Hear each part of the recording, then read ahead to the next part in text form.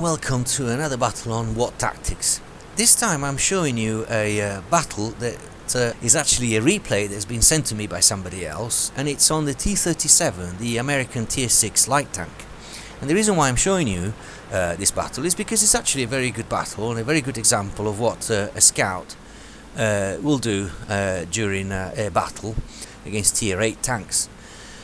It starts off with going up here on the hill to do a bit of spotting to begin with, but you'll see that he doesn't just do spotting; he'll also do a bit some good damage. So it's a good way to show how to fight with these tanks. They actually have got decent gun and very good agility, allowing them to do a bit of both, a bit of scouting and a bit of harassing and attacking.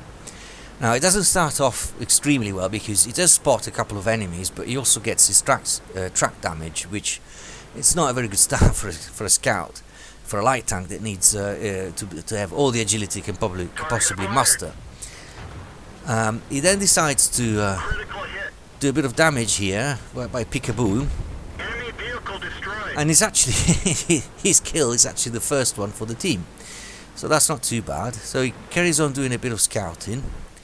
It doesn't have that much help because that heavy tank should actually that T34 should really be coming up a little bit closer, but possibly that T34 is trying to flank those enemies, so he decides to disengage from here. I actually don't think it's a bad idea because even the medium tank has left at Cromwell, and there is no point in staying all alone as a scout, and therefore you look at that dive. He disengages and possibly tries to flank on the other side. So his intention is to basically go along here and come up from near the bridge. And he actually gets a bit of a sniping opportunity here. The gun on the T37 is pretty good, so you can hit heavy tanks from the side. Now he makes a mistake here of firing as he moves on a long-range target. I mean, that's a bit excessive, I think, to expect to hit in those circumstances. So he's gone back to base, and I don't think he's actually very sure as to what to do. His team is losing, and considering the amount of heavy tanks on the enemy side, he's probably thinking about where to go, where he can actually avoid those heavy tanks. When he finally sees a T37, the enemy scout tank, so he decides to go and help that Leopard. This isn't very good, this. Alright, he's going down a straight line, but you don't always hit from that distance on the move. Finally destroys the T37, so that's good. He's still, actually, if you notice, is the tank with the highest kills in his team, and in his team there are plenty of heavy tanks, but 3 of them have already died, and then there's only just 1 tank destroyer and a medium tank. So I have to say, I mean, the game is not being very fair to him at the moment. I mean, I can understand why he's kind of hesitated, because his team is not really giving him a lot of help, and he's also lost a fair amount of health, so he's only got about 200 HP left, so he can't really take any more shots. He then realizes the city is lost, as you can see. I mean, there's a big concentration of heavy tanks there, and perhaps his best bet, he's still trying to take some shots of opportunity, but I don't think this is the right thing to do at this time. I think the best thing to do would be to go up here and help that T34.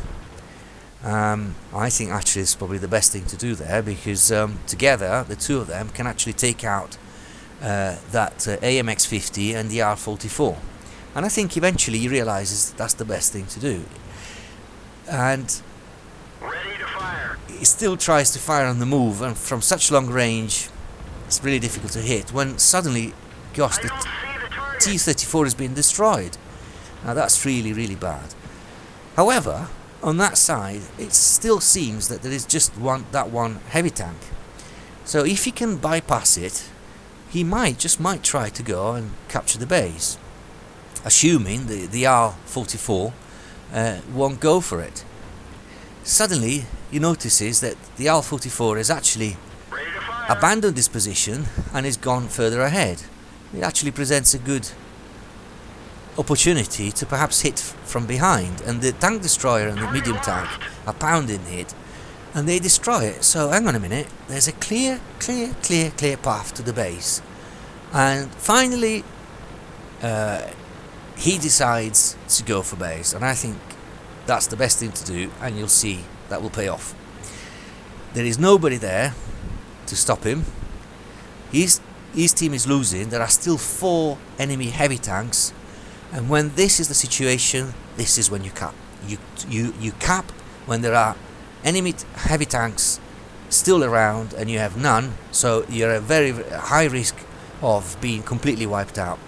And just as he approaches the base, as we expected, up comes the artillery. There it is. 2 of them, 3 of them, all 3. Excellent. So now all he has to do is keep going, just keep going. He misses that shot there. He's very lucky there. Very lucky. I think I would have actually gone for the one on the hill rather than the one straight in front of me. So, but he manages to make some good moves. Just one shot, quickly. Whoa, that was good. And then this one shouldn't be too hard. It's going up the hill. No way for the tank destroyer to turn in time. There you go. Right, 5 kills. Go rid of all the enemy artillery, and especially a clear round of the base. And look what's happening there.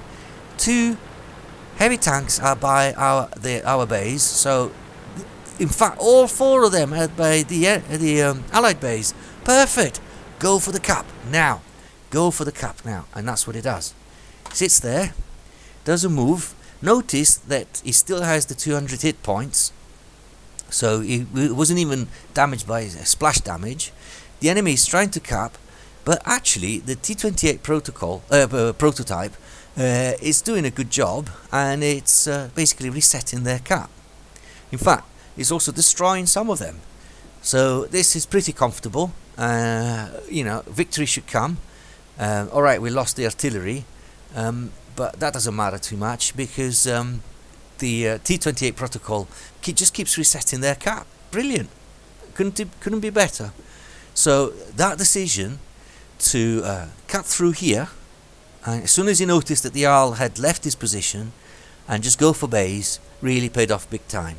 And okay, actually now, as you can see from the score, the T28 prototype also destroyed the tank destroyer, the Su-122, but it could have been a loss. So instead, he has actually managed to finish the cap, get his Invader medal, but especially got Pascucci's medal.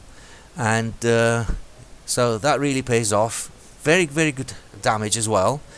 Also managed to survive. And this is a very good example of how to play a scout tank, and especially what to do when things are looking bad. Thank you for watching.